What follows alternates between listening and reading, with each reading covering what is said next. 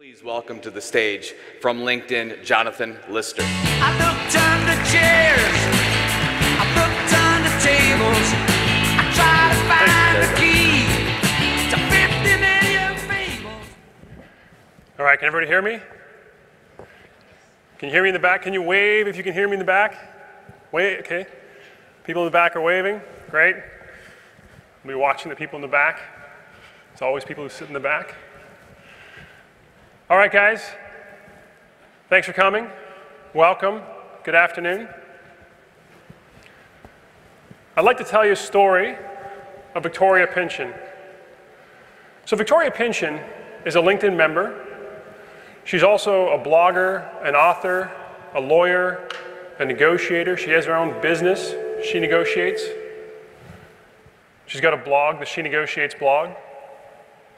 Now, in the course of doing her business, Victoria Pynchon noticed that she was getting a tremendous amount of traffic, tens of thousands of hits from a group on LinkedIn. The group was called Connect. Connect is a community that Citi and LinkedIn conceived of because we recognized there was an opportunity to be more helpful to women in the workplace. We recognized that women didn't have a place to go where they could easily find mentors, get information, relevant information, connect with like-minded people, so we created this group. So Victoria started getting a lot of traffic from this group. She joined the group, started participating in the group, started getting more and more traffic. LinkedIn noticed this, and LinkedIn invited Victoria to become a subject matter expert in the group. So for 1 month in July, Victoria suggested topics, moderated conversations, answered questions, and got, again, a tremendous amount of traffic from that activity. Now, Victoria is great at PR. Now, she's on CNN, she's been on NPR, she's been in Forbes, written for Forbes. Now, after this 1 month of being a subject matter expert in Connect, Victoria said all the other press she does combined is ROI chopped liver compared to 1 day in that group. And that, ladies and gentlemen, is why LinkedIn is going all in on content marketing. And this is the problem that content marketing is setting out to address. You've seen this stat, maybe versions of this stat before.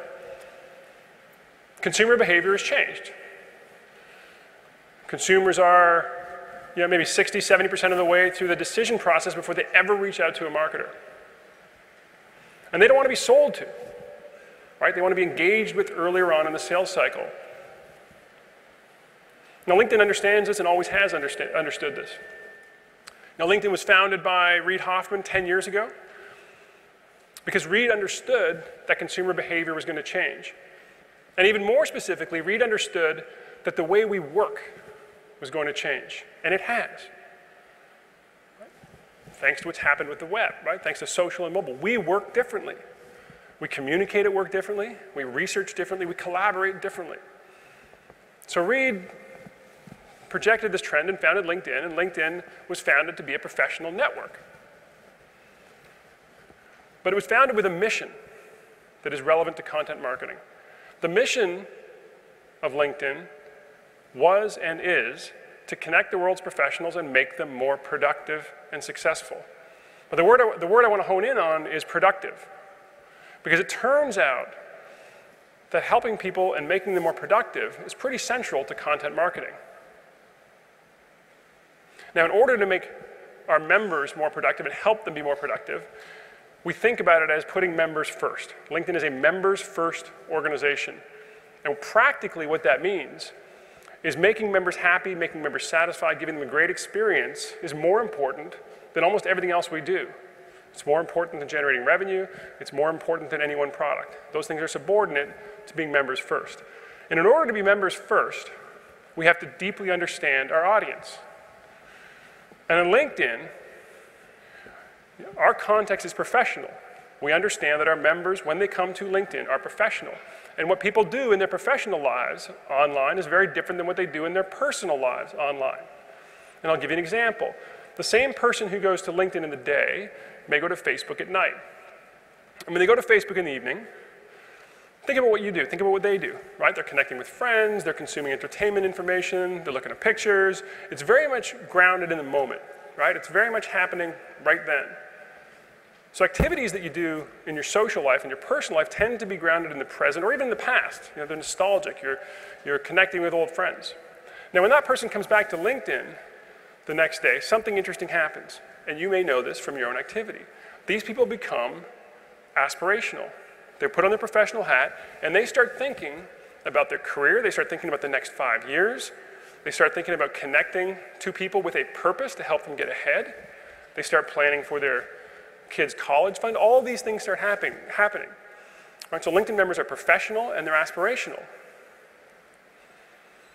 And they've specifically told us that the way that we can help them is to give them great content. The thing that will help LinkedIn members become better at the job they do, to become better professionals, is through content. And we think of this distinction as investing time versus spending time. People in their professional lives online invest this time, and people in their personal lives online spend time. And when you invest time, and the way we reward this investment is through great content. But it all comes back to putting members first. You know, what we've seen is that when we put members first, that's a big part of what drives engagement in content marketing, thinking about members first. And this is so profound in what we found on LinkedIn that I'm suggesting that marketers need to take this same members first approach. Marketers need to put their prospects first, their customers first, and their audiences first in a very different way than we're probably used to. Truly putting your audiences first, because our audiences don't want to be sold to. They don't need to be sold to, right? They need information up front, early on, when they're making decisions. So marketers need to adopt this members first approach to content. So a couple of years ago, we did this work. We understood that our members were professional and they wanted content.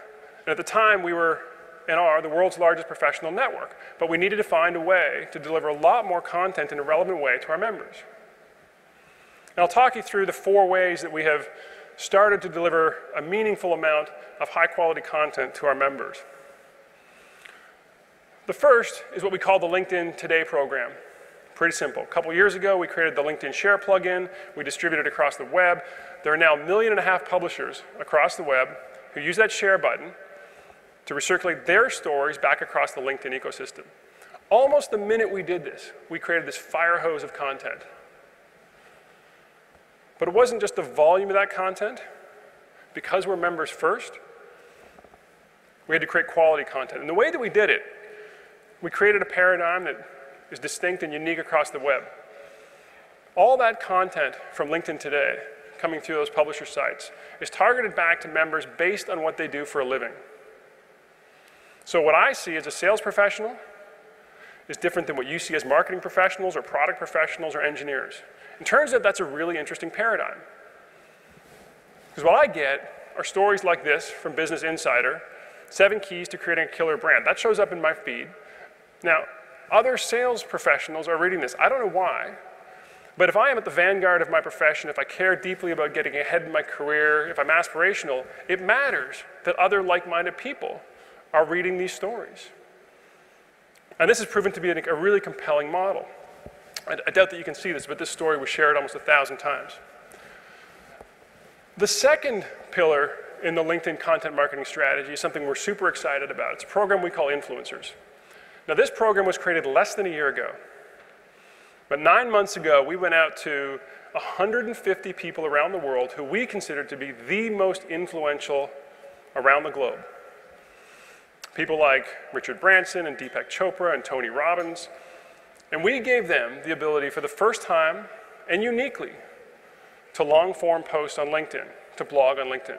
Only they can do it. And we said, write about whatever you like. By the way, our members are professional. We're members first. And we've learned that the kind of information that works best with our members is information that informs, educates, or inspires. And then we let them write. This is Bill Gates' first post. His first post is entitled, 3 Things I've Learned from Warren Buffett. It's pretty cool, right? I don't think we think necessarily of Bill Gates as a lifelong learner or somebody who has mentors, but his first post to the LinkedIn member base is the 3 things I learned from Warren Buffett. Inspirational, educational. What happens? 1.7 million views, 10,000 likes, 4,100 comments. And comments across the web. If you look at business publications and you look at the average number of comments that an article gets, if it gets 6 comments, people are high-fiving around the water cooler. And the first comment is, I'm the first commenter, right? Not the case here. The magic of this is the quality of these comments.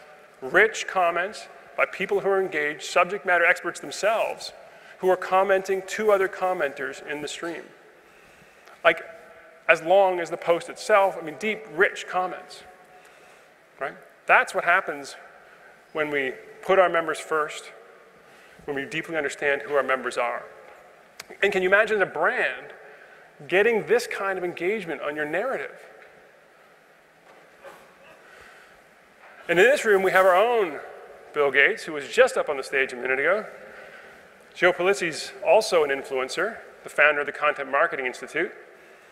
This is a post that Joe recently wrote, Why Most Branded Content is Just Awful. Right? This showed up in my feed, I commented on it, I shared it. Now Joe is not Bill Gates, he's not a world-renowned figure, but he is a subject matter expert. And we've expanded the program now to 400 people. Not 4,000, 400 people. We're keeping the quality bar super high. And this is what happens when Joe writes these posts. He gets 142 comments that look a lot like those Bill Gates comments. Same rich comments that give Joe the chance to interact. This is a comment that was written back to Joe. Joe in turn responded to this comment. So building this deep interaction with people who are passionate about the brand and passionate about what Joe has to say about it. That's what's playing out all across the LinkedIn ecosystem. And when I look across the web, there are great stories, there are great narratives, there's great content marketing, and there's less great content marketing. And there are a couple things that differentiate the good from the great. And one of the key things, you can have the world's greatest story, if you tell it verbally, or if you write it. But sometimes the difference between a good story and a great story is nothing more than an awesome visual, right? Who doesn't like to dress dogs up in costumes and make them wear glasses? Every story is made better by a great visual, and LinkedIn understands this. And so part of what we did as a content marketing strategy, we went out and we acquired a company called SlideShare. SlideShare is the world's largest repository of business presentations. And what are presentations, right? Nothing more than visual stories, if they're done well. So we went out and acquired SlideShare, and we gave marketers, individuals, members, the ability to tell a visual story and distribute it across the LinkedIn ecosystem. And companies like Marketo figured this out pretty quickly. Marketo had a white paper on the best practices in inbound marketing, and it had got 17,000 views. They turned that white paper into a SlideShare, made it visual, and got 328,000 views. That's the power of having great content, understanding your audience, and then making it visual. So we've added the element of visual to the LinkedIn content marketing story. And then the fourth part of our content marketing strategy is our native ad product. We call it Sponsored Updates. We launched it 2 months ago. And because we're members first, we took a long time to create a native ad product, an in-stream sponsored update product. Because we view the stream you see when you come to LinkedIn as your stream. It's not our stream, it's your stream. It's your information. So we want to be very careful that we didn't inundate people with useless information. So we took our time to do it, and now for the first time, marketers can tell their story, their narrative, with visuals, the way they want to the LinkedIn audience across mobile, tablet, desktop. And again, this has proved amazing, astounding response. Here's a shot from HubSpot. So this is a single sponsored update that HubSpot did. The 6 marketing metrics your boss actually cares about: it's on point, it's quality content, it's relevant for the audience that it was intended to be sent to. A particular post gets 179 likes and 10 comments. It's just a post. It's not a campaign, it's not a program, it's a post. But what's more interesting is that HubSpot has told us that the native ads they've done on LinkedIn over the last 2 months have generated 400% more leads at their desired CPL than all their other forms of media. Now, you'd expect HubSpot to be pretty good. They're in the business of inbound marketing. Here's an example from Citi. Now, Citi understands its audience. In this case, it's speaking to women. This post, what's the best interview question you've ever encountered? And looking at some successful executives' response to that, 292 comments, or likes rather, and 100 comments, again, on a single post. So content marketing is working extremely well on LinkedIn. Over the last 2 years, we've rolled out the Today program, influencers, SlideShare, native ads, among other things. And for us, it's been so successful that we truly believe we're at the point now where we are well on our way to becoming the definitive professional publishing platform. And we wanted to give our members what they wanted. We wanted to give them relevant content. And that's what we've gone out and done. But again, the thing that's working is that we put our members first. And that's what's working in content marketing. But there's something else to it. And I go back to this word I used in the beginning, this notion of being productive. And I think you heard about this throughout the conference and from Jay Baer and others this morning. This notion of helping people be productive, right? Being helpful. Turns out that in our observation, what matters in content marketing, or a big part of what matters in content marketing, is being helpful, truly being helpful, content that is helpful. So much so that I think we're at the point where we as marketers and sellers should think about changing the mantra from always be closing to always be helping. And again, like putting members first, think about what that means. Right, this has big implications for most organizations, to always be helping. And in some measure, always be helping is about the content. We have to have remarkable content, but it's more than content. It's also the context, right? I'll use my Citi example. Citi understands that it's speaking to professional women, and professional women who specifically care about getting ahead in their career, who have specific issues that they can help with, and so they give them content that is very specific to those kinds of issues. Now, when they do that, when they match that content to the context, and when they match that message to the medium, that's when they really build those relationships. So building relationships is not just about content, it's about context. And again, I think we as marketers understand most of this. Again, I think this is a stat that you either seen or will see throughout this conference. Almost 90% of you already use social for content distribution. The only problem is that we only give ourselves a 50% effectiveness rating. It's not working, or it's not working very well. Right? We need to make it better. We need to capitalize on the opportunity. We know there's a fantastic opportunity. We know there's a nirvana out there. We have these audiences, these members, who are doing all this stuff before they ever come and talk to us. How do we engage with them, in the early part of these decision journeys? Well, I think the answer is about relevance. And this is part of the promise of many things on the web, right? Separating the signal from the stream. I want that one relevant piece of information. And part of the key to being helpful is about creating this relevance. So how do we do that? Well, part of the challenge is that we have, for a long time, treated our audiences, our prospects, our customers as numbers. We've quantified them. We put them into segments, right? We try to understand them a little bit better by putting them into cohorts, personas. We literally, the Latin word for mask. And that's okay. I mean, that's required, right? There's a baseline. We do that every company does that. We do that at LinkedIn. We're a data-driven company. That's important. And it's pretty good for putting ads in front of people and getting them to interact. It's pretty good. But if you really want to engage with somebody, if you want to have a conversation with somebody, right, we have to understand those individuals as people, right? We have to find a way to get behind the mask. Otherwise, we're back to this irrelevant content journey, right? I do this in New York. My cab rides to the office through Times Square. I'm bombarded by all these ads that I'm in some kind of segment. I'm being targeted by something. I just don't know what it is. It's not relevant. And no matter what, it certainly doesn't make me want to engage or be part of a narrative, be part of a story. So how do we do this? How do we get to the individuals? How do we treat our audiences, our prospects, and our customers as people? I like a quote from Brian Eisenberg, who said, "Speak to the dog in the language of the dog about what's in the heart of the dog," right? If we can do this, if we can really understand what's in the heart of the people we're trying to talk to, we're gonna have a narrative. We're gonna be able to build a narrative and engage them. So let me give you an example of how that's done. This is Jason Miller's profile. Jason Miller works for LinkedIn. He's a senior manager of content marketing. Now, when Jason goes across the web, like most of us, he's quantified, he's put in segments. We know Jason is in the 30 to 45-year-old bracket. We know where he lives. We can infer some intent because he goes to certain sites. We can start to draw some inferences as long as he doesn't erase his cookies. We pretty much have this information.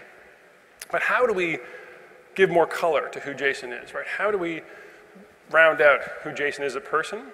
Well, we use qualitative information. There's lots of qualitative information on the web, and we need to add that qualitative information to quantitative information in order to understand who our prospects are. And here's the way we do it on LinkedIn. This is the kind of qualitative information that we get from LinkedIn. And if you look on the left-hand side, Jason's got 2,000 connections. I don't know who Jason's connected to, but my guess is there's some pretty interesting insights in there. Maybe he's connected to marketers, maybe he's connected to engineers, but who he's connected to is fairly interesting. A nice piece of qualitative information we can use to round out his profile.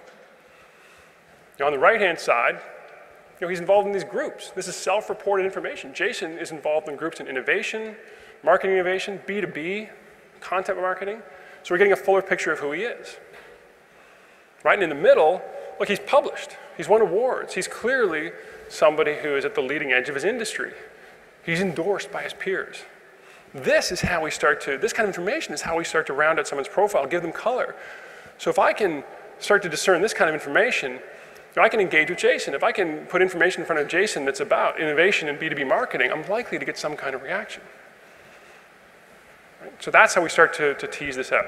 So when we have all of this, when we have this kind of qualitative information, the importance of all this to me and what I see on LinkedIn is that this helps us move from information to insight to drive relevance. Like if you think about it, it's that insight. People want insights. And the kind of content that LinkedIn members have told us they want is insights. When we can put something that literally helps them get better at what they do, at what they know, that's the investment, that's the payoff, right? That's where we get the great interaction. Let me give you another example of turning information to insight. Netflix, House of Cards. House of Cards is up for sale in 2011. A number of studios look at it and pass on it. Netflix passes on it. And they go back and they take a look into their vast repository of data. And they notice that people who watch the original BBC miniseries of House of Cards also watch a lot of Kevin Spacey and David Fincher movies, the two guys who are backing House of Cards. So based on that, they turn that information into the insight that there is probably a large audience for House of Cards based on that information. Right? They buy the show. Was the number one selling original programming on Netflix. Right? So turning information into insight. How do you codify that? At LinkedIn, if we can't turn something into a repeatable process, if we can't scale it, we're not likely to do it. How do you turn this into a repeatable process? Well, there's a number of ways we think about it, but one that might be helpful to marketers is a very simple formula, thinking about connections, engagements, and commonalities, right? Who are people connected to? What do they engage in? And what are those mutual points of common? What's in common?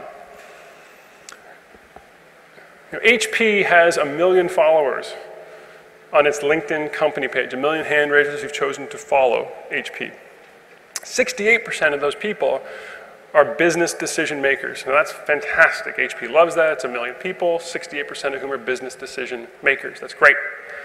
The insight we were able to help HP with using this formula was to help them recognize that those 1 million followers are connected to 43 million people, who are in turn connected to 138 million people. And when HP messaged through their 1 million followers to those respective audiences, they found out that 20% of the viral traffic was generated by other BDMs. Right? In other words, business decision makers are connected to business decision makers.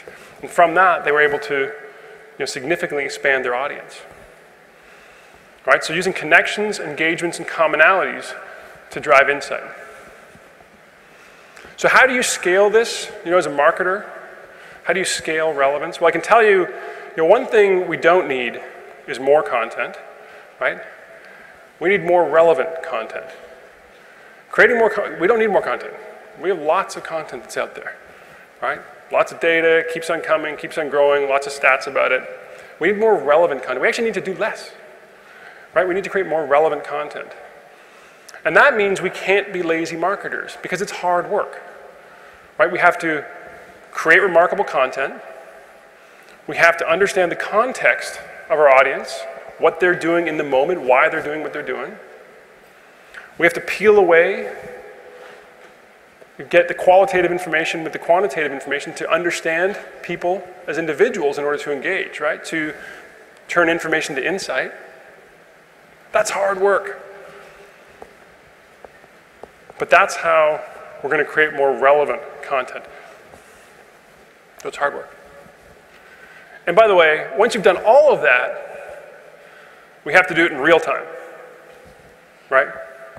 So I'm going to give you 3 ways that I've observed that work for creating real-time relevant content. The first is what we call content that's waiting for the moment. Marketo, great examples, like the example I gave you of inbound marketing best practices. OpenView, VC out of Boston, who are here today. Amazing content. Some of it around ideas for small businesses that they put out to their small business community. Kissmetrics, their marketing guides, right? They've got some amazing Tumblr marketing guide, LinkedIn marketing guide, Twitter marketing guide. Now this is content that's waiting for the moment, right?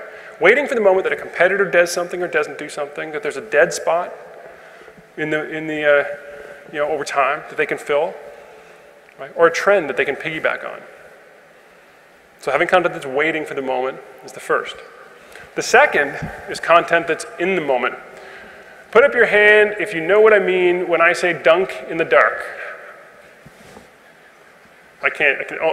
Everybody. Okay, dunk in the dark, right? Super Bowl, power goes out, Oreo's a sponsor, they tweet out you can still dunk in the dark, 15,000 retweets, right? So classic case of in-the-moment marketing.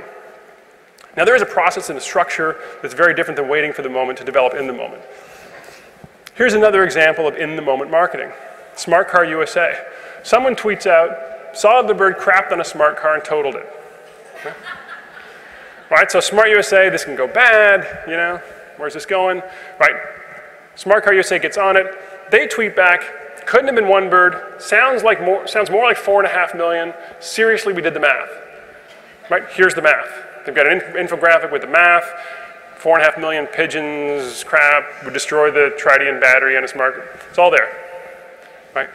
Content that's in the moment. Another example I love, same-sex marriage bill gets passed, Virgin Holidays right there with time for a honeymoon. Awesome, on point, in the moment. What does Shark Week and Tide, what do Shark Week and Tide have to do with one another? Well, it turns out Tide gets out bloodstains, right?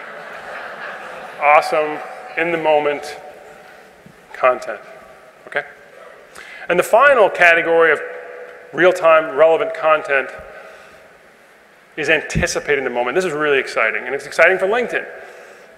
We have a vast repository of information that our members have chosen to share with us, much of which is about conversations that are happening, conversations that are fomenting and bubbling up and changing, and we can infer a lot from those conversations. The same way we can infer a lot from the content that's being consumed.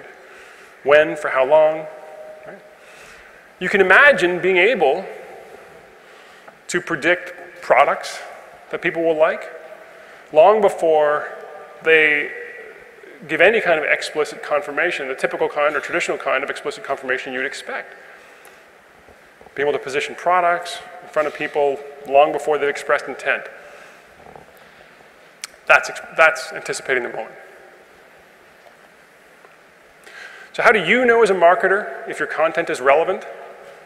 I'll give you 3 ways. Right? Increased referral traffic, traffic that is not from your brand awareness campaigns, traffic that is not from queries on branded search terms. So increased referral traffic. Social engagement. It used to be that likes, comments, shares, follows were considered sort of vanity metrics. Right? Well, now they are the precise metrics that tell us whether your content is being consumed in the way that you want it to be consumed. Is it being shared? Is it being engaged with, right? So social engagement. Higher quality leads, of course, right? If you are putting out great content in context, understanding your prospects and customers as individuals, you're going to get higher ROI leads. Now, LinkedIn is doing a number of things for our part to advance relevance, to advance relevant content. The one thing we do is we can highlight the type of content that's working. For you as a marketer, we can tell you, is your content resonating, what's working, what's not working. The second thing that we can do is we can help marketers score themselves. Right? We can quantify your influence relative to your peers, other parties. How are you doing as a content marketer? Is your content being engaged with? Is it resonating? Is it being shared? So we can quantify content influence. And then finally, based on all of this and other things, we can provide recommendations. Lots of best practices around what we see that drives content relevance. So I'd like to leave you with a couple of thoughts. So LinkedIn is all in on content marketing. Our mission is to make our members more productive. We're doing that by putting members first. Truly putting members first. We've designed the whole company around putting members first. We've found these ways to create remarkable content. We understand the context of our audience. We're using qualitative information all the time to try to drive insights. But at the end of the day, this is about being helpful, right? We're being helpful, and it's working in content marketing. And so the question I pose to you, to all marketers, is, do you want to keep selling to people who don't want to be sold to? Or do you want to be helpful? Because based on everything we've seen so far, those marketers who are truly helpful as content marketers are the ones who are going to win. Thank you very much.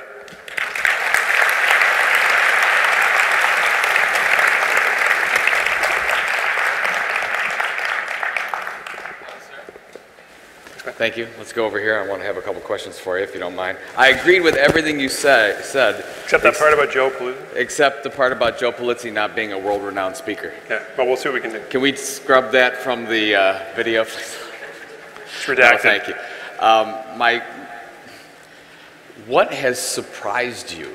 I mean, this is from what I know about working with you guys and gals over there, it's this just didn't, was this a long-term in planning? Did you just see it? It's like, oh my gosh, this is where we have to go. What's the biggest surprise in this whole process?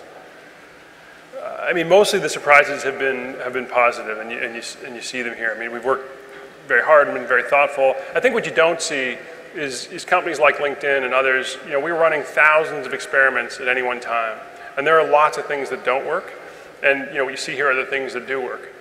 And so, we take some intelligent risks and some calculated guesses, and we come up with programs like this. But there are hundreds and thousands of things that never saw the light of day because we're doing so much kind of testing in the ecosystem. Now, Jonathan Mildenhall talked yesterday. Let's talk about your content marketing, maybe in context a little bit with some of the client examples you're seeing. Jonathan was talking about, boy, if you're not failing, you know, you better go get another job. Yeah. Do you have a failure? Is there something that you said, boy, we went this direction, and we said, oh, that's not working? Or are you building, let's say, are you building failure into your content marketing model? Well, as a company, we're building failure into our entire model. You know, we have a set of values at LinkedIn, and one of those values, as I mentioned, is called taking intelligent risks. And we regularly, you know, in order to take intelligent risks, you have to score yourself, and you have to come back and talk about the risks that were successful. We think a lot about what that risk threshold is, so we spend a lot of time thinking about, is this a risk that's worth taking? And so we built that into the entire company culture, right? Constantly taking risks. We reward people for taking risks. We reward people for failing. So, you know, again, there are lots of failures. Most of them relatively small because we don't, you know, because of the model, because of taking all these calculated bets. We're observing them, and if things don't progress the way we think they should progress, they get killed. Okay. Now, the last question I have is on staffing. Now, LinkedIn is a younger company than I would say probably most of the people in this audience. Maybe you don't have the silos set up like we're seeing when we work with a lot of brands at CMI. You've got content people in really every silo. They're not talking to each other. You know, PR has no idea what search and social are doing. Can you talk a little bit to the staffing? I know you mentioned Sure. Jason coming on board, but how is that set up? Do you see any problems? Are you trying to correct anything? Do you have the perfect model? Well, you know, stay on this theme of kind of intelligent risks. We have a number of marketers from LinkedIn in the room. And something we do at LinkedIn is we've got a program called LinkedIn on LinkedIn. And so our marketers are at the bleeding edge of everything that we do. Our marketers test all our products, they test all our programs. They drink our own champagne, as we call it. You know, so it's a rigorous program that all products go through at LinkedIn, where our marketing tests all of our products. So if it works for us, you know, we have to be experts at it. And if it works for us, there's a pretty good chance it'll work for others. Right, but our marketers do that constantly, rigorously. Okay, I'll put you on the spot here. Sure. Jason Miller's creating lots of content at this show. Do the people in PR know what he's doing? Absolutely. In fact, we're pretty tight with, at the end of the day, we are not a big company, although we are 4,000 people now. But we are still, you know, we're very collegial. We work together really well. You know I'm going to test you on that. Test us on. Come on. Can you hear a round of applause for Mr. Jonathan Lister? Any questions? Thank you. That's it? Wonderful. You got it. Yeah. Thanks. Thank you. All right. Two things. We are going to do the Q&A for Mr. William Shatner. We're going to have a microphone over here and a microphone over here. I think what we're going to do is Mr. Shatner is going to have a nice little intro, give a speech. We'll see what he talks about. But I know a lot of you want to ask questions. Prepare those questions, but we're going to do it because I want to have some interaction if we can make that happen. So we'll have that. The time we'll have spotlights on those areas so that you know you can walk up during the Q&A. After Mr. Shatner gives his presentation and leaves the stage, we have lots of things to give away. We've got the guitars to give away. We've got the app stuff to give away. Final remarks. So please don't just bust out of here. I know a lot of you have done a lot of work in filling out our little games, so we want to make sure we have time to do those giveaways. Right now, going to quick break sessions, and then back here for the closing. Have a great last session. Thank you.